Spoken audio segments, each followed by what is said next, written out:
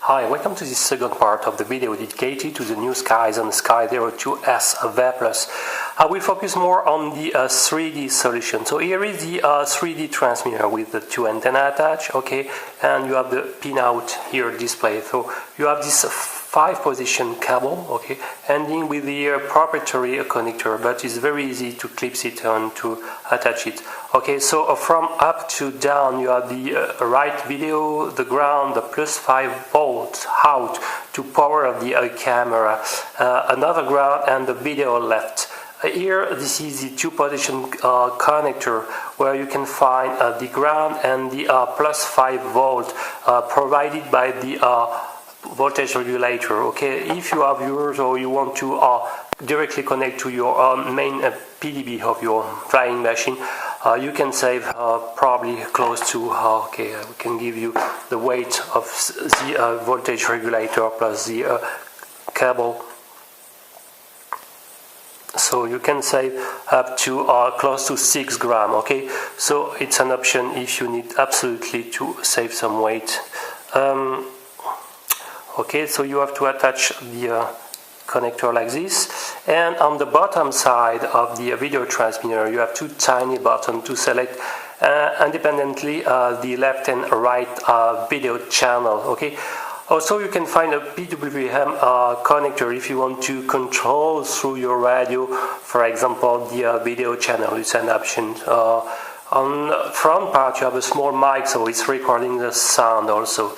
Okay, so from this 5-position cable, it's ending to the 3D camera. Okay, as you can see it's pretty light, it's less than 12 or 13 grams. The distance, I can try to measure the distance between the two CMOS sensor is approximately of let's give this information. Okay, so center to center approximately you have 4 centimeters. Okay, so should be okay to have a good 3D effect. So all the packaging, okay, if you are using the voltage regulator plus the 3D camera plus the video transmitter plus the provided cable, weights around, as you can see, around 43 grams. So it's not so light, but it's one of the lightest solutions for a 3D FPV. Okay, so I'm really impressed by the new generation of 3D camera. It's pretty light. Okay, and some weight probably can be saved. Okay, for by maybe reducing the wire length or bypassing this voltage regulator. If you want to apply 3D, you have to turn your goggle into 3D mode. So you have to enter by long pressing the track button. You have to enter into the menu and go and turn on the 3D. Okay, it's pretty important. Be aware when you are in 3D, no more frequency scanning is available. Okay, so it's only for the 2D for normal FPV. So when I receive mine, the default channel, okay, I will power one remark very important. Actually, the voltage regulator is only adapted for 3S battery. You have to plug with the balancer plug. Okay, so when you are turning on it, okay, you have the light of the video channel 01 respectively. Okay, no lights for the FPV goggle, FPV camera. So when you turn on the first time the FPV goggle, they are in 3D. Okay, so if you want to test it, but I noticed that you have two types of RF scanning in 3D mode, and it's set to default one, and unfortunately out of the box I had only one channel visible on my Google, so I had to apply the custom settings and to see the second channel. I can't remember if it was the left or right was missing. Missing means that on one channel and one high you have the white snow appearing, okay, and the other one was correct. So I had to apply the custom settings. Okay, I will show, and then in this case I was able to let appear the second channel for the 3D effect. So I will turn on the FPV goggles, okay, and I will show how to turn on. So I will enter into the USD, okay, and then you will be able to see, I hope, that the second option, okay, is for the 3D, and actually is half. So I will press the right button here to, hope you can see, to eventually turn in red. So I can now change the option. I will press the down button here, on. It's on now, and I will press now the photo button to validate. Okay, now I can exit from this menu, and I am able now to be in 3D. Okay, so unfortunately you won't be able to see the 3D effects, okay, with this goggle, but I will turn on and the goggles, okay, and the 3D FPV system, and I will give my real-time feeding. Okay, so I will pour on the 3D FPV system, okay, and mount on my head the FPV system. So now it's working efficiently. I will turn because the camera is here, and I will, first of all, I will tune the IPD distance, okay, to improve the 3D effect, because you can have okay, so when the object is very close, the 3D effect is not here, but as soon as you have 10-15 centimeters, the 3D effect is just great. So you have a minimum distance to see this 3D effect, and on the other hand, for very long object, very far, the 3D effect is not really here. But for example, I'm focusing on the plant, and clearly the leaf is jumping for me on the first scene. For me, it's the 3D effect is just great. The box, for example, of the Skyzone is just great, and the 3D immersion is great. No real flickering, okay, here, so that's great. And well, the general quality is great for the 3D. No real discrepancy for on the video quality. That's really good.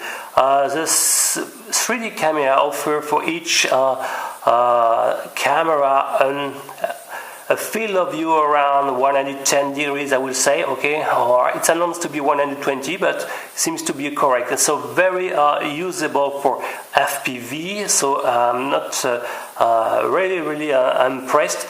I would say that for objects farther than I would say 6 meters, 7 meters, the 3D effect is less here, okay? And be sure to, here I've got some proximity plant, and it's really amazing. I feel like I can touch them, so it's really, the immersion is very impressive. So basically, what will be useful, this kind of system, I would say, if you are flying in proximity flight with a lot of trees around, so kind of slaloming, could be into small trees or nearby trees. I think the 3D effect is just amazing. I'm very impressed by the general quality. I reviewed some time ago another 3D, and it was much less efficient than this one. So really, you have a 50-gram 3D solution working efficiently. It could be done if you change the antenna, maybe reduce some wires connection, and removing the voltage regulator. I guess you can be below 40-45 grams for sure. So it's very adapted to any, I would say, 180 millimeters quadcopter, for example, or any. I think it's more adapted for quadcopter than plane, because the plane you usually fly in high altitude, so it's not very useful.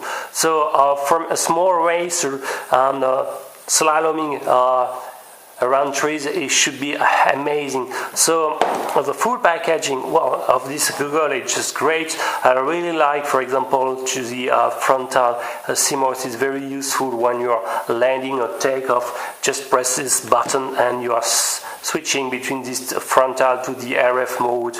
Okay, the scanning procedure in 2D is very efficient. You can see the RSSI of each channel, so you can see if you have another source in adjacent frequency. Okay, for when you are flying in race, could be good to check that no other opponents are not flying too close in terms of frequency. My only small concern about these goggles are the pale reception. It's cutting on the left side approximately, I would say, 30 lines, and on the bottom side something like 10. So okay, I would say left between 30 to 40 lines, and the bottom between 10 to 15. So the image, any pale source of a little bit cropped, it's not catastrophic. Most of OSD information of any OSD system will be displayed, even if they are on the bottom left and right, but you have just a fraction of image lost. Okay, maybe a firmware update will be able to do that. And I not really like the low bitrate. 6 megabytes is not amazing. Some Google offer up to 10, even more, so it's much more adapted. And the frame rate of the DVR in pale is only 25 frames per second, so could be a little bit faster for encoding everything. But except that, the RF sensitivity is great. I really like the brightness of these goggles. It's very efficient. I saw a big difference in terms of quality versus my former Bascom GS922 in terms of the image is very sharp, very precise, so I really like it. Okay, so I will end this second video more dedicated to the 3D testing camera. Okay, I can perform some 3D flight, but it would just be my immersion feeling, so it's very hard to render to a YouTube video this 3D feeling, so you have to more or less trust my words. I don't have any technical points to show the 3D effect, okay, and unfortunately I can't record both channel independently, so it's pretty hard to enter. So I hope you enjoyed this video. If you like it, please send it, and if you like my channels in general, please subscribe. See you next time. Bye bye.